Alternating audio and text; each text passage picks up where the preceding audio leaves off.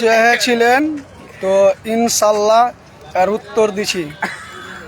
দিহাতের মধ্যে দেওতল্লা গ্রামে জালসাতে জনসাধারণ হয়, অন্য অন্য জায়গায় আপনার জালসাতে এত লোক হয় না। এটা চ্যালেঞ্জ। বষ্টনা বলেন, ভবানীপুর বলেন, আজনা বলেন, চাঁচকি বলেন, যেটা আদায়ের জালসা হয় দেওতল্লা গ্রামে একমাত্র। এই যে ব্রিজের ওপরে ভিডিও করছি, আর জালসা কখন হবে ডেট আপনারাকে ইনশাল্লাহ দেখাচ্ছি।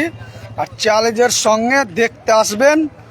জালসা হবে আপনার লোক, আপনারা বাহির থেকে বলেন যে আপনাদের ওখানে লোক কী গনে হয়, আমি বলতে পারবো না, কিন্তু ইনশাল্লাহ আল্লাহ ভালো জানে কি জন্যে এই এলাকায় 25খানা গ্রাম নিয়ে জালসা হয় এই দেওতল্লার ফিল্ডে, কিন্তু আমি বলতে পারবো না।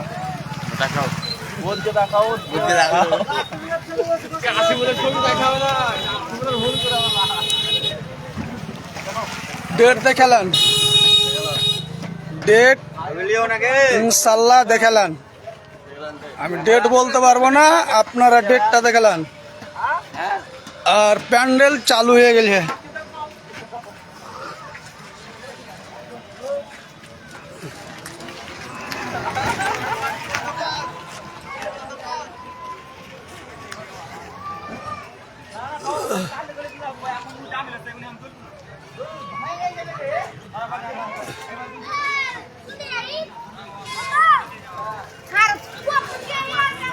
তো দেওতল্লার ব্রিজ এটাই আপনার।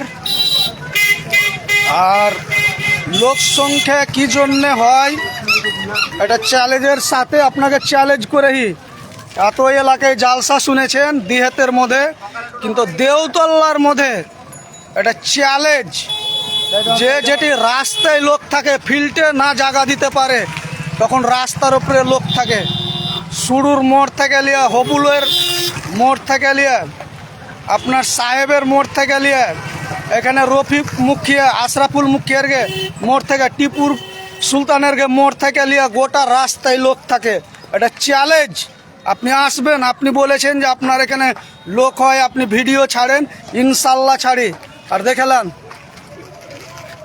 আপনাকে আবার দেখিয়ে দিছি, দেখালেন এখানে একটা গেট আহে আর একটা আর এক মোড়ে গেট আহে, ইনশাল্লাহ দেখিয়ে দিই। দেখেন জুম করে আর একটা মোড়ে আপনাকে গেট দেখিয়ে দেব।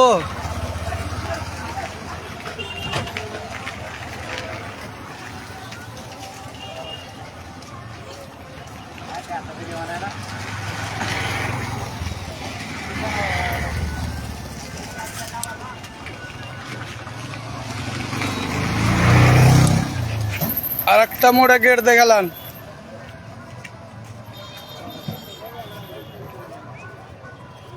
গেট দেখতে পেয়েছেন তো? কি জন্যে লোক হয় ইনশাল্লাহ আল্লাহ ছাড়া কেউ জানে না। প্রশ্নের জবাব চেয়েছেন, জালসা শুনতে আসবেন, তখন পাতা চলে যাবে যে এত মোড়ে যে লোক বলে এলাম। তো জালসার ভিতরে জায়গা দিতে পারে না, কি জন্যে দিতে পারে না ওটা আল্লাহ ছাড়া কেউ বলতে পারবে না।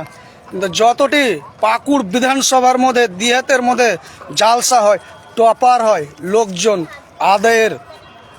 আদায়ের জালসাতে এই এলাকায় কোনো দিনই পারে না।